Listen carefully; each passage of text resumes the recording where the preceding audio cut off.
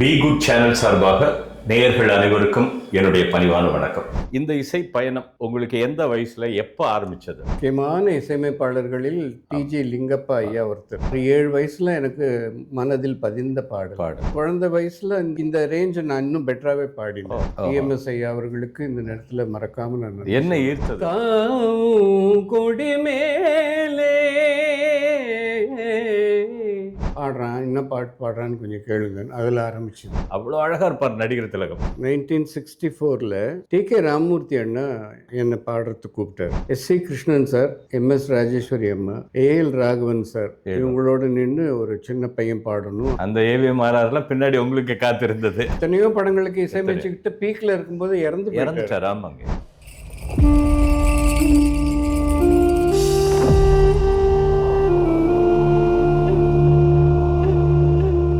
இன்னைக்கு ஒரு சிறப்பு நிகழ்ச்சி, இசை பட வாழ்தல். இந்த சிறப்பு நிகழ்ச்சிக்கு வந்திருக்கக்கூடியவர் யார் அப்படின்னா, ஒரு 80-90களில் ரெக்கார்டிங் தேட்டருக்கார் எல்லாரும், இளைஞர்கள் எல்லாம் ஒரு வாய்ப்பு கிடைக்காதா அப்படின்னு காத்திருப்பாங்க. ஆனால் அத்தனை ரெக்கார்டிங் தேட்டரும் ஒருவர் குரலுக்காக காத்திருக்கும். யார் அவர்? அந்த குரலுக்குரியவர் தான் ஒரு பெரிய கதாநாயகனாகணும்னு நினைச்சாரு. ஆனால் இயற்கை அவர் ஆக்கலை. அப்படி ஆகாததுனால அவர் குரலால் பல பேர் கதாநாயகர்கள் ஆனாங்க, பல பேர் ஹீரோஸ் ஆனாங்க. அப்பேற்பட்டவர் வேறு யாரும் இல்லை, நம்ம எஸ்.என். சுரேந்தர் ஐயா அவர்கள். ஐயா வணக்கம். வணக்கம் ஐயா. வணக்கம் ஐயா. இப்போங்க ஐயா, இந்த இசை பயணம் உங்களுக்கு எந்த வயசில் எப்போ ஆரம்பித்தது அப்படின்னு நீங்கள் சொல்ல முடியுமா? நன்றி மறவாத ஒரு குழந்தை நான். எங்கள் அப்பா நீலகண்டன் அவர்களால் தான் எனக்கு இந்த நிலைமை கிடைச்சிது. அவர் இப்போ நீங்கள் இன்னும் சுவாரஸ்யமான விஷயங்களுக்கு வந்துடலாம். அப்படின்னா நான் சொல்ல போகிற விஷயத்திலேயே அந்த இசைப்பட வாழ்தலுக்கு நமக்காக பல நல்ல நல்ல மெட்டுகளை போட்டு கொடுத்த முக்கியமான இசையமைப்பாளர்களில் டிஜி லிங்கப்பா ஐயா ஒருத்தர். அவர் இசையமைத்த பாடல் சபாஷ் மீனா, பூமா பாலசுப்ரமணியம் ஐயா அவர்கள் எழுதின பாட்டு. சிவாஜி ஐயா பர்ஃபார்ம் பண்ணியிருப்பார். 6-7 வயசுல எனக்கு மனதில் பதிந்த பாடல். அந்த பாட்டு எப்படி நீங்க ஆரம்பிச்சீங்கன்னு கேட்டீங்க. வித்து அந்த பாடலை கொஞ்சம் எங்களுக்காக. கொடி மேலே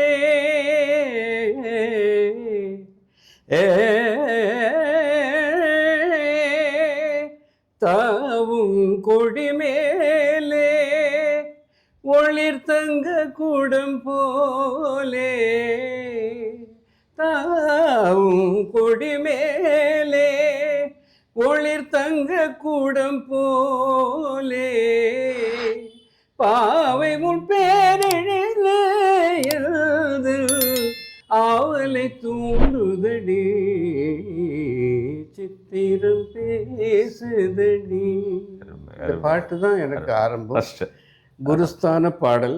டிஎம்எஸ் ஐயா அவர்களுக்கு இந்த நேரத்தில் மறக்காம நான். என்ன ஈர்த்தது இந்த பாடலில் உங்களுக்கு? அந்த மெட்டு, அந்த பாடல் வரிகள். அந்த வயசில் எனக்கு தெரியாது, ஒன்றும் தெரியாது. இப்போ பாடினதை விட அந்த குழந்தை வயசில் இந்த ரேஞ்சை நான் இன்னும் பெட்டராகவே பாடினேன்.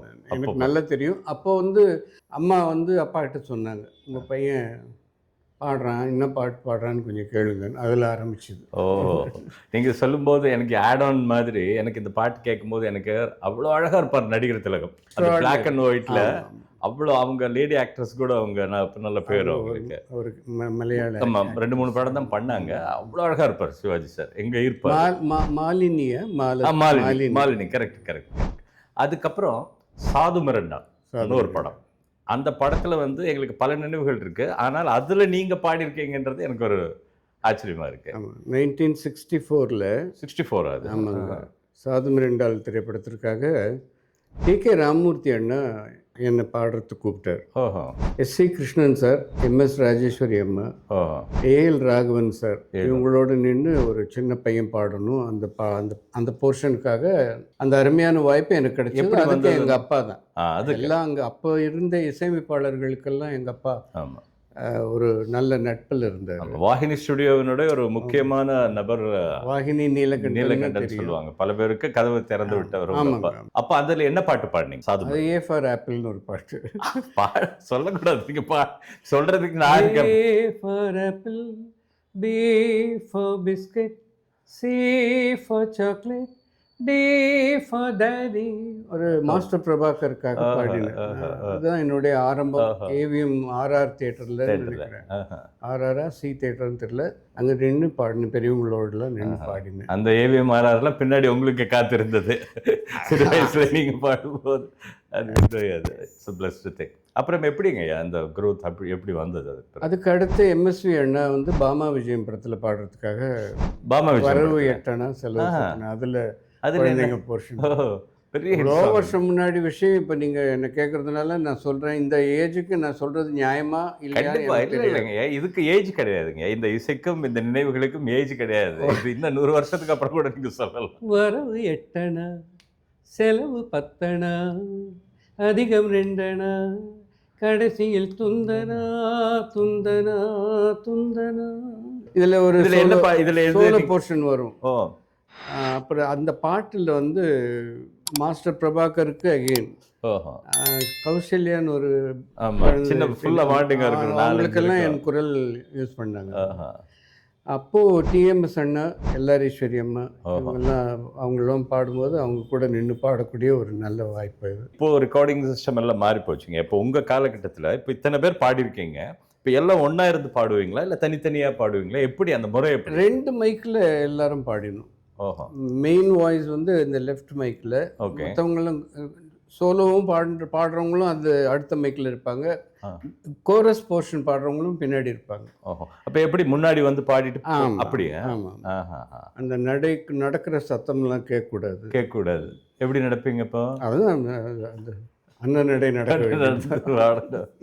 அப்போ அப்படி இருந்தது அது ரெக்கார்ட். இப்போ ஃபுல் பாடிட்டு இருக்கும்போது ஒரு மிஸ்டேக் ஆனால் அங்கேயே கரெக்ட் பண்ணல, மறுபடியும் பாடுறது அது ஃபுல்லாக பாடி ஆகணும். அங்கே சில நேரத்தில் கட் பண்ணிவிடுவாங்க, சில நேரத்தில் டேக் 2ன்னு கேட்பாங்க, டேக் 3ன்னு போயிட்டே இருப்பாங்க. சில நேரத்தில் அங்கே எங்கே மிஸ்டேக் ஆகுதோ அங்கே கட் பண்ணிவிடுவாங்க. அதில் திருப்பி ரைட் ஃப்ரம் த பிகினிங் நம்ம பாடி ஆகணும். மியூசிஷியன்ஸ் யாராவது தப்பு பண்ணாங்கன்னா திருப்பி நாம் பாடணும், நாம் தப்பு பண்ணால் அவங்க வாசிச்சாகணும். இப்போ அப்படியே மாறி இருக்கு. அந்த மிஸ்டேக்கே ஏஐல கரெக்ட் பண்ணி நாங்கள் இப்போ பண்ணிடுறோம். பஞ்சிங் ஒரு எழுத்தாக ஒவ்வொரு வார்த்தையாக பாடிக்கலாம். இட்ஸ் அந்த காலகட்டத்தில் எந்த வேலையை பார்த்தாலும் கலைத்துறையில் அது வந்து சேலஞ்சிங் ஒர்க் தான். It's a group of. ஆமாம், டப்பிங்கில் லூப் சிஸ்டம்ன்ற அந்த ஒரு மெத்தடில் வந்து டப்பிங் பேசுகிறது அவ்வளோ மிகப்பெரிய சவால் அது.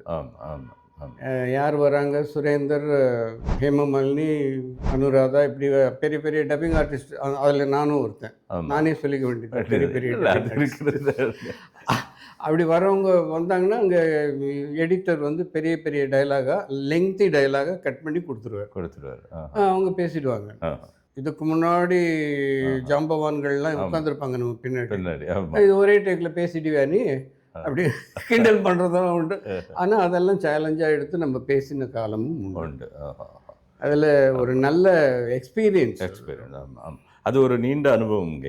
அதுக்கு போகிறதுக்கு முன்னாடி இப்போ இந்த மியூசிக் டைரக்டர்கள் சொன்னீங்க, அந்த எஸ்பி வெங்கட்ராமன் ஐயா, சுதர்சனம் ஐயா, இப்படி வரிசையாக சொன்னீங்க, பெரிய ஜாம்பவான்கள். ஸோ அவர்களை பற்றி உங்களுடைய நினைவுகள், அவர்களுடைய பாட்டு நீங்கள் ரசித்தது? G Ramanathan sir. G Ramanathan அவர் தான் எனக்கு என் நினைவுக்கு தெரிஞ்சு பாதை போட்டு கொடுத்த முதல் இசையமைப்பாளர். அவரை தொடர்ந்து எஸ்பி வெங்கட்ராமன் ஐயா எல்லாம் சமகாலத்தில் வந்தவங்க தான் இருப்பாங்க. சுதர்சனம் மாஸ்டர், சிஆர் சுப்பிரமணியம், இப்படி பல மேதைகள். அதை தொடர்ந்து வந்தவங்களுக்கு ஒரு நல்ல ஸ்ட்ராங் ஃபவுண்டேஷன் கொடுத்தவங்க. கேவி மகாதேவன் ஐயா அவர்கள் இசையமைச்ச பாட்டு, ஜி ராமநாதன் ஐயா பாடின பாட்டு, மருதகாசி அண்ணன் எழுதின பாட்டு, அள்ளி பெற்ற பிள்ளைன்னு ஒரு படம். எஜமான் பெற்ற செல்வமே, எஜமான் பெற்ற செல்வமே, என் சின்ன எஜமானே, பசும் பொன்னே என் கண்ணே, அழாதே அழாதே அழாதே அழாதே. குதிரை தாலாட்டு, குதிரைக்காக பாடின ஒரு பாட்டு. குதிரைக்காக ஒரு வாய்ஸ் வந்து குதிரை வந்து இந்த கை குழந்தைக்கு ஆட்டிக்கிட்டே தாலாட்டு பாடுற மாதிரி ஒரு பாட்டு, அள்ளி பெற்ற பிள்ளை படத்தில். இதே மாதிரி தான் நம்ம மாஸ்டர்னு சொல்லுவாங்க சுதர்சனம் ஐயா. அப்போ எங்க ஃபாதருடைய முதல் படம் அன்புக்கரங்கள்ன்ற படத்துக்கு அவர் தான் இசையமைச்சாரு. அவர் தான் இப்போ பராசக்தி ஒரிஜினல் பராசக்திக்கு இசையமைச்சவர் ஆர் சுதர்சனம் ஐயா. இப்போ அவரை சொல்லும் போது உங்க நினைவுக்கு வரக்கூடிய பாடலோ அவரை பற்றிய ஒரு சம்பவம்? பராசக்தியிலேருந்து அவர் எத்தனையோ படங்கள். ஆக்சுவலாக என்னுடைய நாலேஜுக்கு அவர் வந்து திரை இசையை ஒரு மாடர்னைஸ் பண்ணின ஒரு இசையமைப்பாளர்ல அவர் முக்கியமானவர். என்னுடைய கர்நாடிக்ல இருந்து அந்த மெல்லிசைக்கு மாறக்கூடிய ஈஸி மெத்தட்ல கொண்டு வந்தாருன்றது என்னுடைய கருத்து. கண்டிப்பா. கொஞ்ச நேரம் காற்றடித்து ஓய்ந்து போகலாம், வானில் கூடி வரும் மேகங்களும் கரைந்து போகலாம். கொஞ்ச நேரம் காற்றடித்து ஓய்ந்து போகலாம், வானில் கூடி வரும் மேகங்களும் கலைந்து போகலாம். நேற்று வரை நடந்ததெல்லாம் இன்று மாறலாம், நேற்று வரை நடந்ததெல்லாம் இன்று மாறலாம். நாம் நேர் வழியில் நடந்து சென்றால் நன்மை அடையலாம். ஒன்னா இருக்க கத்துக்கணும், இந்த உண்மையை சொன்னா ஒத்துக்கணும். சுதர்சனம் ரயில்வே ஸ்டேஷன்ல பிரச்சனை வரும், எல்லாம் நிற்கும் போது அப்பா எழுதியிருப்பாங்க. அப்போ ஒருத்தருக்கு சண்டை போட்டுக்கும் போது சிவாஜி ஐயா வந்து பாடுவார். வாலியுடைய அற்புதமான வரிகள் இப்பவும் பொருத்தமான வரிகள். சுதர்சன மாஸ்டர் அற்புதமான பல பாடல்கள். ஆமா. பூ போல பிறக்கும், பால் போல சிரிக்கும், மான் போல துள்ளும், தேன் போல இதயத்தை என்ன கம்போசிஷன். நல்ல பாடல்கள் போட்டு அதில் ரொம்ப ஃபேமஸ் அவருடைய இது நம்ம கண்ணா கரும்பு நிறவண்ணா தான் இருக்கிறதுலே ஹைலைட். அது அந்த மாதிரி நீங்கள் மும்மூர்த்திகள்னு சொல்லலாம், நால்வர்கள் சொல்லலாம். அதில் சுதர்சன மாஸ்டர் மிக முக்கியமானவர். அதே மாதிரி சிஆர் சுப்பராமன் ஐயா, அவர் தான் எத்தனையோ படங்களுக்கு இசையமைச்சுக்கிட்டு பீக்கில் இருக்கும்போது இறந்துட்டார். ஆமாங்க. அப்புறம் விஸ்வநாத ராமமூர்த்தி அண்ணா அங்கிருந்து வந்தாங்க. சுப்பிரமணியன் இருந்து வந்தாங்களா இல்ல எஸ்வி வெங்கட்ராமன் இருந்து வந்தாங்க? ரெண்டு பேர்கிட்டையும் ஒரு ஒர்க் பண்ணாங்க. சுப்பராமன் சார்கிட்ட ஒர்க் பண்ணும்போது தான் நம்ம சங்கர் அண்ணா வந்து அவருடைய தம்பி தானே, சுப்பிரமணியன் சார் தம்பி தான் சங்கர் சார். அதனால தான் அந்த லிங்க்ல தான் இவர் இசையமைப்பாளர் ஆனோன்னு இவர் வந்து உதவியாளர் ஆனார். சங்கர் அண்ணா அவருக்கு அசிஸ்டண்டா இருந்தார், எம்எஸ்வி அண்ணா. சிஆர் சுப்பிரமணிய பாடின பாட்டு, அவர் பண்ணின பாட்டு தேவதாஸ். ஆமா. பாயும் ஆற்றில் நீ வீழ்ந்த பின்னால் நீந்துவதால் பயனேது,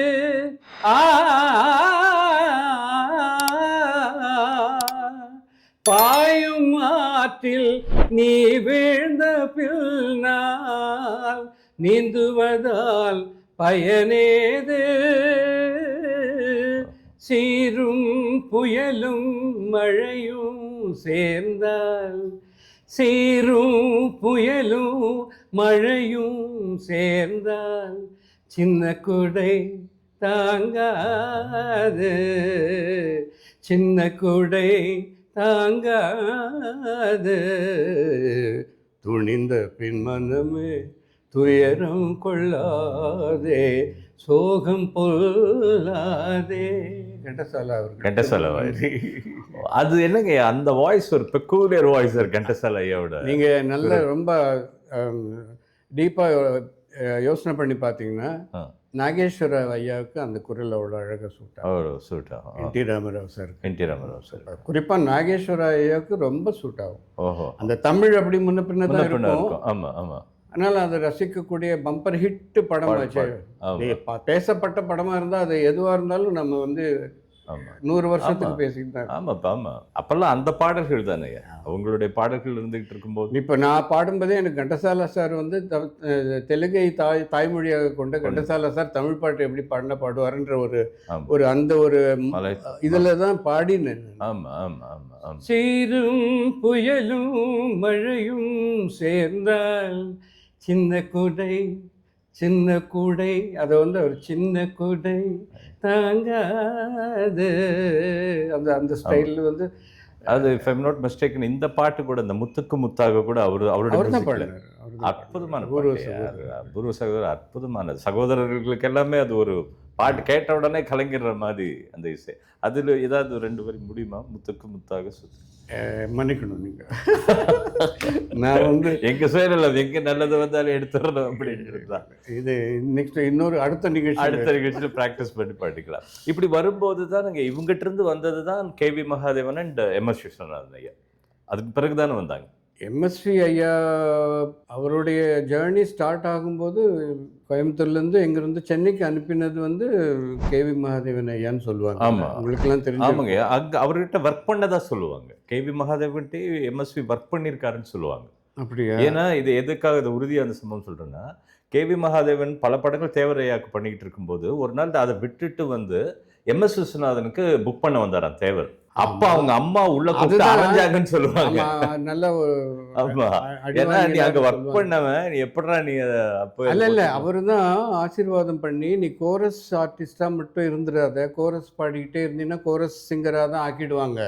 உங்ககிட்ட பல திறமைகள் இருக்கு, இசை அறிவு அதிகமா இருக்கு, நீ சென்னைக்கு போய் இசையமைப்பாளனா ஆகிறதுக்கு ட்ரை பண்ணு அப்படின்னு வேஷ்டி சட்டை வாங்கி கொடுத்து கையில கொஞ்சம் பணம் கொடுத்து அனுப்பி வச்சதே கேவி மகாதேவன். ஒரு உண்மை கதை. உண்மை உண்மை உண்மை இது உண்மைதானே.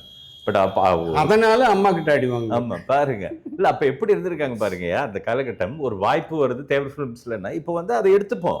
ஆனா அவ்வளவு பெரிய மியூசிக் டேரக்டர் உள்ள கூட்டு போய் ஒரு தாயை அரைஞ்சு நீ எப்படா வாங்கலாம்னு சொன்னா அது எவ்வளவு பெரிய பண்பாடு.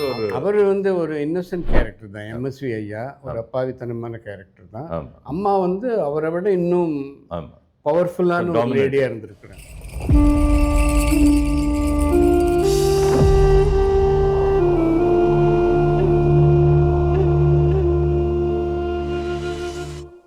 இந்த பி குட் சேனலை நல்ல விஷயம்ன்றதுனால நீங்கள் எல்லாருக்கும் போய் சேர்ற மாதிரி நல்ல எல்லாருக்கும் ஷேர் பண்ணணும்னு உங்களை பணியும்பா கேட்டுக்கொள்கின்றேன்.